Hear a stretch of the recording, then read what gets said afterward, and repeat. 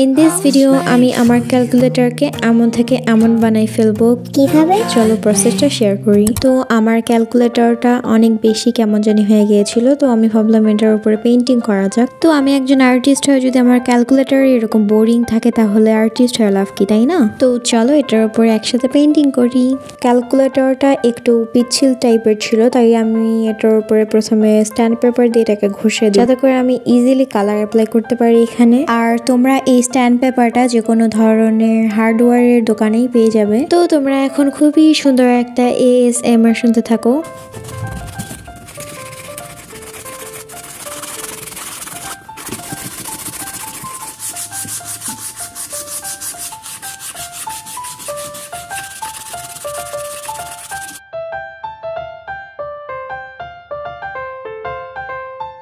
তো আমি পুরা ক্যালকুলেটরটাকে অনেক ভালোভাবে স্ট্যান্ড পেপার দিয়ে ঘষে নিয়েছি। এটা ঘষার পরে কেমন যেন একটা টেক্সচার ক্রিয়েট হয়ে গেছিল এই ক্যালকুলেটরের উপরে। নাও এটা পেইন্টিং করার জন্য একদম রেডি।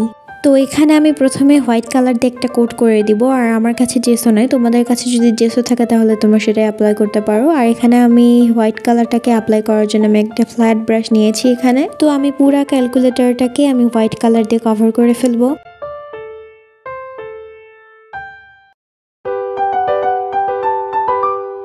এটার উপরে হোয়াইট কালার অ্যাপ্লাই করতে অনেক বেশি মজা লাগতেছিল আমার।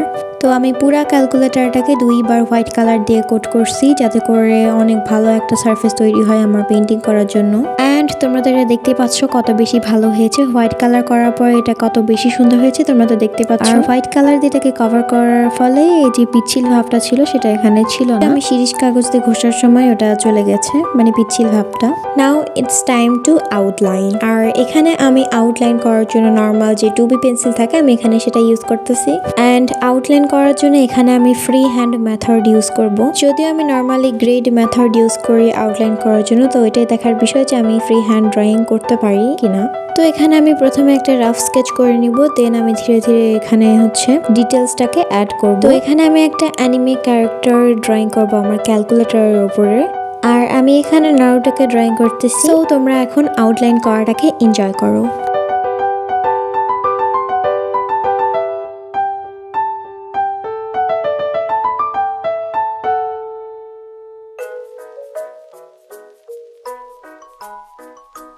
তো এখানে আমি নারুটোর চোখটাকে একটু উপরে ড্রয়িং করে ফেলেছিলাম, তো ওটাকে আমি পরে দিয়ে সেরে এটাকে ঠিক করে ফেলছি। অ্যান্ড কথা বলতে বলতে আমার আউটলাইন করাও কমপ্লিট। তো তোমরা তো দেখতে পারতেছো এটা কত বেশি বিউটিফুল হয়েছে। আমি যতটা ভেবেছিলাম তার থেকেও বেশি ভালো হয়েছে আউটলাইন করাটা। নাও ইটস টাইম টু পেইন্ট। এখানে পেইন্টিং করার জন্য আমি এই অ্যাক্রিলিক কালারগুলো ইউজ করব।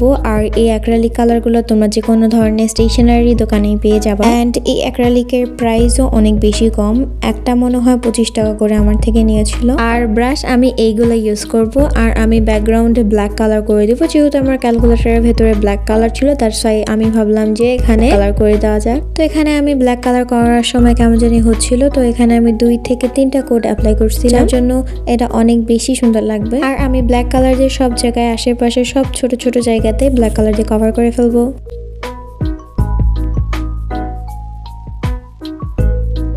তো আমি এখানে ব্যাকগ্রাউন্ডে ব্ল্যাক কালার দিয়ে কালার করে ফেলবো। আর এখানে আমি ডিরেক্ট ব্ল্যাক কালার ইউজ করি না, এখানে আমি ব্ল্যাকের সাথে একটু গ্রে কালার মিক্স করে দিয়ে তারপরে এরকম একটা কালার হয়েছে। তো স্কিনের জন্য আমি এখানে হোয়াইটের সাথে ডিপ ইয়েলো টাইপের মন্টমার্টের একটা ডিপ ইয়েলো কালার ছিল, তো আমি এখানে সেটা ইউজ করছি। আর এই স্কিন কালারটা আমি পুরো স্কিন পার্টে কালার করে ফেলবো।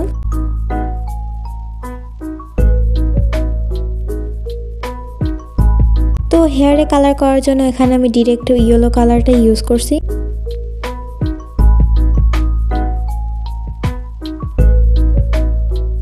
তো নারুটোর মাথার উপরে একটা কাপড় ছিল, তো এটাকে আমি রেফারেন্সের অ্যাকর্ডিং এ কালার করে ফেলবো।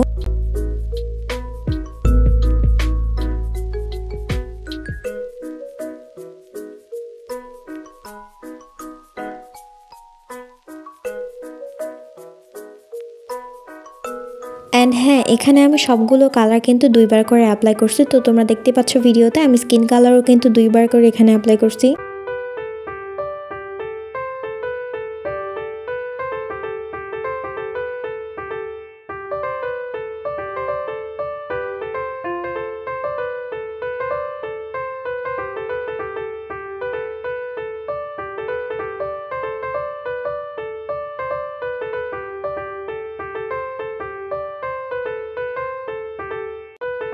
তো আমার সব কালার করা শেষ হলে আমি এটাকে রোদে শুকাইতে দিছিলাম। আর রোদে শুকানোর পরে এখন আমি দেখতেছি যে এখানে আমি সাইড দিয়ে কালার করি নাই, তো এখানে আমি এখন আবার কালার করে ফেলবো। আমি এটার নিচেও কালার করতে ভুলে গেছিলাম, তো আমি এখানেও কালার করব।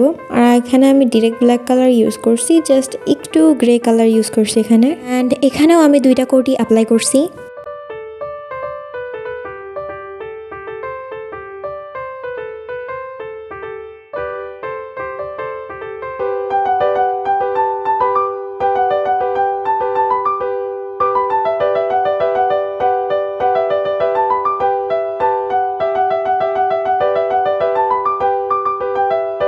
তো এখানে আমি স্কিনের যে শ্যাডো পার্টটা ছিল সেটাকে কালার করার জন্য স্কিন কালারের সাথে জাস্ট ব্রাউন কালারটাকে মিক্স করে নিয়েছিলাম, তাহলে এই কালারটা হয়ে যাবে। আর আমি রেফারেন্সের অ্যাকর্ডিং এখানে আমি কালার করে ফেলবো।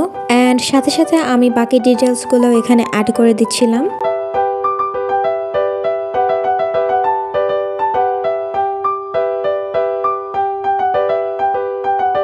এখান পর্যন্ত আমার ড্রয়িংটা দেখতে এরকম লাগতেছে। আই নো এটা অনেক বেশি আগলি লাগতেছে, বাট এখানে লাইন আর্ট করলে অনেক বেশি ভালো লাগবে, কারণ লাইন আর্ট করলে তোমরাই দেখতে পারবা যেটা কেমন লাগছে। অ্যান্ড এখানে আমি লাইন আর্ট করার জন্য 0 সাইজের ব্রাশ ইউজ করতেছি। এখানে আমি লাইন আর্ট করার আগে ভয় পাইতেছিলাম যে আমি আগে কখনোই ডিরেক্ট এভাবে ব্রাশ দিয়ে লাইন আর্ট করি না, আমি নর্মালি পেন ইউজ করছিলাম। আমি যত অ্যানিমে আর্ট ওয়ার্ক করছি সবগুলোতে আমি পেন ইউজ করছিলাম। অ্যান্ড আমি এখানে রেফারেন্সের অ্যাকর্ডিং এ লাইন আর্টটা করে ফেলবো।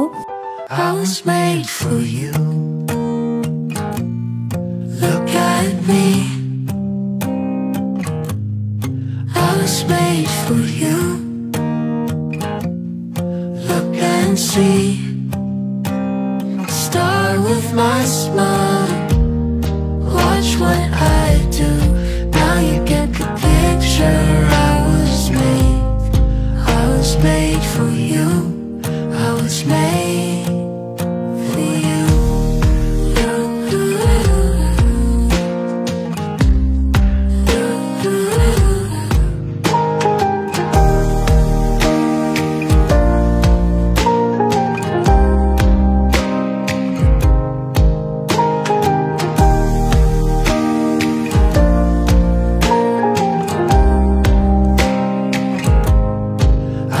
অ্যান্ড আমি যেই ভয় পাচ্ছিলাম সেটাই হয়েছে এখানে। তো এটাকে আমি টিস্যু আর পানি দিয়ে এখানে মুছে ফেলেছি।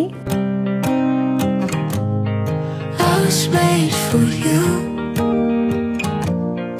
Look and see. Start with my smile. Watch what I do. তো আমার লাইন আর্ট করা অলমোস্ট কমপ্লিট। তো ভিডিওটা তোমাদের কাছে কেমন লাগলো, আর যদি ভালো লেগে থাকে লাইক করতে পারো, কমেন্ট করতে পারো, অ্যান্ড সাবস্ক্রাইব করতে পারো এরকম আরও ধরনের ভিডিও পাওয়ার জন্য।